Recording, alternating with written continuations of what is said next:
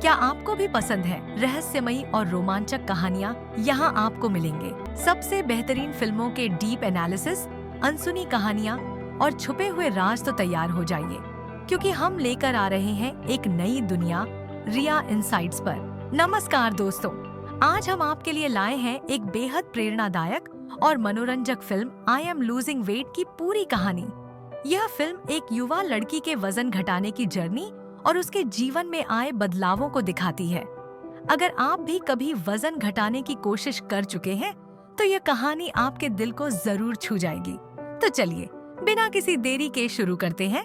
कहानी की शुरुआत में हम आन्या नाम की एक खूबसूरत लड़की को देखते हैं जो अपने बॉडी बिल्डर बॉयफ्रेंड जेन्या के साथ रशिया में रहती थी। वो एक स्विमिंग कोच था और आन्या एक बेकरी में काम करती थी। जब वो दोनों पहली बार मिले थे तब आन्या एकदम दुबली पतली हुआ करती थी, लेकिन पिछले कुछ महीनों से उसका वेट बढ़ता ही जा रहा था। एक दिन उन्हें किसी दोस्त की शादी में जाना था। आन्या ने पिछले महीने के कपड़े पहनकर देखे, लेकिन उसे कुछ भी फिट नहीं हुआ। जेन्या भी इस बात से वाकिफ था, लेकिन वो इस बारे में कुछ बोला नहीं ताकि आन्या को बुरा न लगे। कुछ कपड़े तो उसके मोटापे की वजह से फट भी गए। आखिरकार उसे एक ढंग की ड्रेस मिल ही गई और वो उसे पहनकर तुरंत तैयार हो गई। जब जेन्या की नजर उस पर पड़ी तो उसका मुंह हैरानी से खुला ही रह गया। अब आन्या वो सुंदर लड़की रही ही नहीं थी जिससे वो प्यार करता था। वो नहीं चाहता था कि शादी में उसके बॉडी बिल्डर दोस्त उसे मोटी आन्या के साथ देखें। वो बातें घुमाकर आन्या को कहने लगा कि जरूरी नहीं है चलना अगर तुम्हारा मन नहीं है तो। लेकिन वो अपने शरीर को लेकर खुद ही इतनी अनकंफर्टेबल थी कि शादी में जाने का उसका भी ज्यादा मन नहीं था।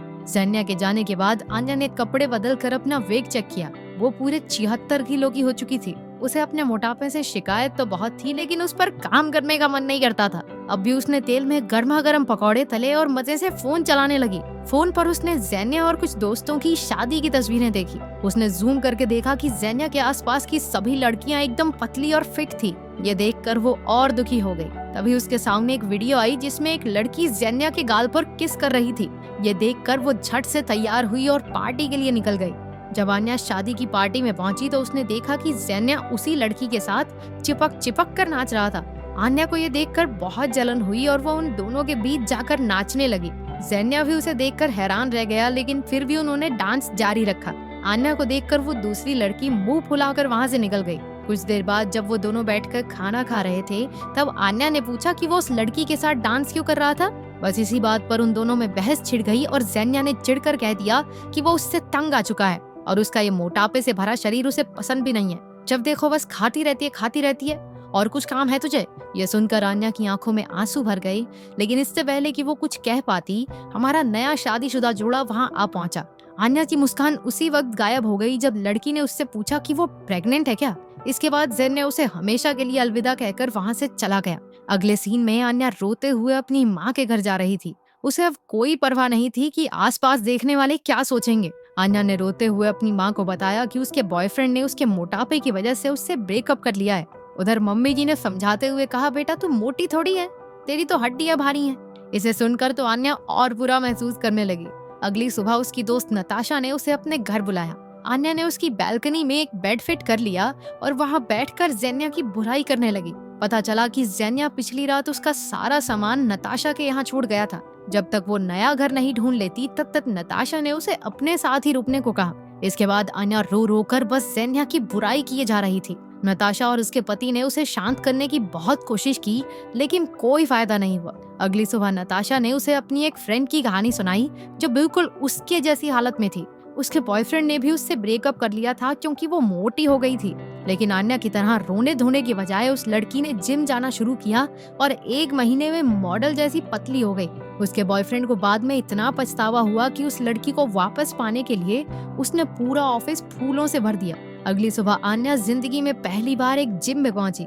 मशीनों का ढंग से इस्तेमाल करने में उसे थोड़ा टाइम लगा। कई बार तो वो ट्रेडमिल से ही नीचे गिर गई, लेकिन उसने अपनी सारी मेहनत पे पानी फेर लिया जब वो 1 घंटे बाद एक रेस्टोरेंट में बैठकर बर्गर पेलने लगी। नताशा उसी रेस्टोरेंट में काम करती थी और उसने आकर आन्या का खाना फेंक दिया। उसने गुस्सा होकर आन्या से कहा कि क्या वो 2 घंटे भी खुद पर कंट्रोल नहीं कर सकती। घर आकर आन्या ने अपने पूरे शरीर पर मॉइस्चराइजर लगाकर प्लास्टिक रैप से बांध लिया। उसे उम्मीद थी कि इन फालतू तरीकों से 1-2 किलो कम हो जाएंगे। रात को वो फ्रिज से कुछ चुरा कर खाने ही वाली थी कि नताशा ने उसे पकड़ लिया। अगली सुबह उसने फैसला किया कि अब से वो कुछ भी अनहेल्दी नहीं खाएगी। ये उसके लिए और भी मुश्किल था क्योंकि वो एक बेकरी में काम करती थी जहाँ चारों ओर खाना ही खाना था। एक केक बनाते वक्त उसने गलती से अपनी उंगली चाट ली और इसके बदले उसने उसी वक्त 10 स्क्वाट्स किए। दिन भर खाने की चीजें उसे अपनी ओर खींचती रही, बुलाती है मगर जानेगा नहीं।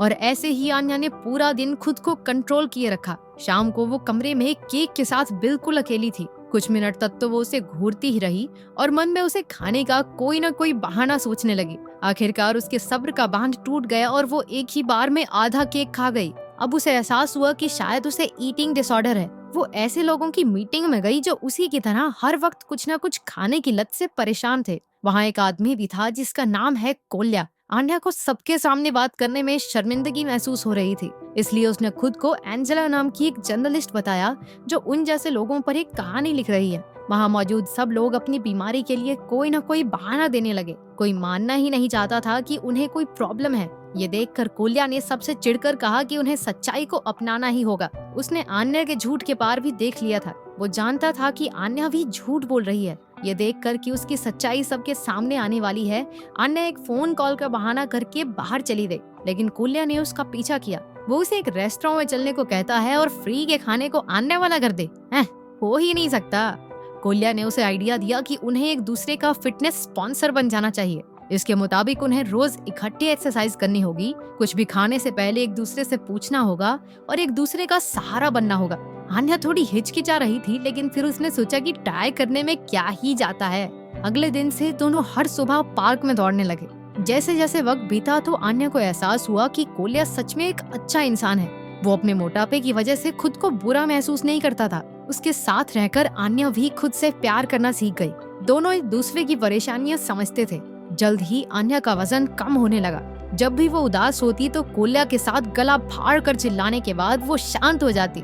आन्या बस ये चाहती थी कि ज़ेन्या फिर से उसे पसंद करने लगे और इस बात से कोल्या को बहुत जलन होती थी। 1.5 महीने में उसने लगभग 10 किलो वजन कम कर लिया था। अब उसने ज़ेन्या से मिलने का प्लान बनाया। वो स्विमिंग पूल पर पहुंची और गलती से उससे टकराने की एक्टिंग की। उसे देखते ही ज़ेन्या के होश उड़ गए। कुछ देर बाद वो दोनों पूल में पानी से खेलने लगे। सब सही चल रहा था, फिर वहाँ शादी के दिन वाली लड़की आ गई जो अब खुद को ज़ेन्या की गर्लफ्रेंड बता रही थी। आन्या का दिल एक बार फिर से चकनाचूर हो गया। वो रात भर शराब पीकर पार्टी करती रही। अगले सुबह उसकी आंख खुली तो वो कोल्या के बेड पर थी। उसके शरीर पर कपड़े नहीं थे। कोल्या ने उसे विश्वास दिलाया कि उसने आन्या को देखा तक नहीं। असल में पिछली रात आन्या शराब के नशे में एक अनजान आदमी के साथ जाने वाली थी जब कोल्या सही वक्त पर वहाँ पहुँच गया और आन्या को बचाने के चक्कर में मुंह पे मुक्का भी काट लिया। इसके बाद आन्या अपनी माँ के घर पहुंची। उसकी माँ ने कहा कि शायद वो अपने बचपन का दुख अब तक भूल नहीं पाई है। जब वो छोटी थी तो उसके पिता उन्हें अकेला छोड़ गए थे, इसलिए शायद अब ज़ेन्या के उसे छोड़कर जाने पर उसे इतना दुख हो रहा है। आन्या अगले ही दिन अपने पिता से मिलने पहुंची। क्योंकि रास्ता लंबा था तो वो कोल्या को अपने साथ ड्राइवर बनाकर ले गई। रास्ते में कोल्या ने उसके करीब आने की काफी कोशिश की, लेकिन आन्या पर कोई फर्क नहीं पड़ा। आखिरकार वो आन्या के पिता सर्गे से मिले। आन्या ने उससे पूछा कि वो उनसे दूर क्यों चले गए। सर्गे ने उसे याद दिलाया कि वो उसके जन्मदिन पर उससे मिलने आया था, लेकिन उसने खिड़की से ही उसे वापस भगा दिया था। रात को आन्या ने गलती से एक मोमबत्ती गिरा दी जिससे पूरे लकड़ी के घर में आग लग गई। सर्गे उस पर जोर जोर से चिल्लाने लगता है। उसे आन्या की जान की कोई परवाह नहीं थी। ये देखकर आन्या ने उसी समय वहाँ से जाने का फैसला लिया। अपने घर के अंदर जाने से पहले आन्या ने कोल्या की नाक पर किस किया। कोल्या का तो जैसे दिन बन गया था। पैसे ना होने पर उसने अपनी घड़ी बेचकर आन्या के लिए फूल खरीदे। उधर ज़ेन ने अपने किए पर शर्मिंदा होकर आन्या से माफी मांगने पहुंचा। कुछ ही देर में दोनों में गुलुगुलु शुरू हो गई। जब बेचारा कोल्या फूल लेकर पहुंचा तो उसने आन्या को ज़ेन्या के साथ देख लिया। वो बेहद उदास होकर वहाँ से चला गया। उधर ज़ेन्या ने कहा कि वो पहले के मुकाबले बहुत सुंदर हो गई है। उसी वक्त आन्या को एहसास हुआ कि कल अगर उसका वजन फिर से बढ़ गया, ये आदमी तो फिर से छोड़ के भाग जाएगा। वो समझ गई थी कि वो उसके साथ नहीं रहना चाहती, तो उसने ज़ेन्या से जाने को कहा। शाम को आन्या कोल्या के घर गई क्योंकि उसे एक दोस्त की जरूरत थी, लेकिन कोल्या ने गुस्से से भरकर कहा कि अब उनका रिश्ता खत्म हो चुका है। लेकिन बीते दिन कोल्या ने उसे अपने एक्स बॉयफ्रेंड के साथ देख लिया था। अब दिल टूटा आशिक प्यार तो बरसाएगा नहीं, तो उसने आन्या से कहा कि अब वो पतली हो चुकी है, इसलिए उसे कोल्या की कोई जरूरत नहीं। अगले दिन आन्या के पिता सर्गे उससे मिलने आए। और उसने जिंदगी भर एक बुरा बाप होने के लिए उससे माफी मांगी। उसने ठीक वैसे ही डांस भी किया जैसा वो आन्या के साथ बचपन में किया करता था। अगले दिन आन्या कोल्या से मिलने एक मैराथन में पहुंची। उसे कोल्ड ड्रिंक पीता देख उसने फटाफट बॉटल छीन ली और उसका स्पॉन्सर होने के नाते अपना हक जताने लगी। उसने कहा कि कोल्या का वेट अब भी कम नहीं हुआ, इसलिए अब भी वो उसकी स्पॉन्सर है। दोनों मिलकर मैराथन में भागे और जी जान से पूरी भी की। आखिरकार कोल्या ने आगे बढ़कर आन्या को किस किया। अब आन्या को एहसास हो चुका था कि वो बाहर से कैसी दिखती है इससे खुशी नहीं मिलती। खुशी तो कोल्या की तरह खुद से प्यार करने में है। वो फिट होने की कोशिश जरूर करता था, लेकिन कभी अपने मोटापे को लेकर शर्मिंदा नहीं हुआ। आखिरकार कोल्या ने भी अपने प्यार का इजहार करने की हिम्मत जुटा ली और वो दोनों खुशी खुशी साथ रहने लगे। यह फिल्म हमें सिखाती है कि खुद से प्यार करना सबसे जरूरी है। कोई भी चीज असंभव नहीं होती, बस मेहनत और इच्छा शक्ति होनी चाहिए। फिटनेस सिर्फ शरीर के लिए नहीं, बल्कि दिमाग और आत्मविश्वास के लिए भी जरूरी है। तो दोस्तों, आपको यह कहानी कैसी लगी? अगर आपको यह एक्सप्लेनेशन पसंद आया तो वीडियो को लाइक करें, शेयर करें और चैनल को सब्सक्राइब करना न भूलें। धन्यवाद।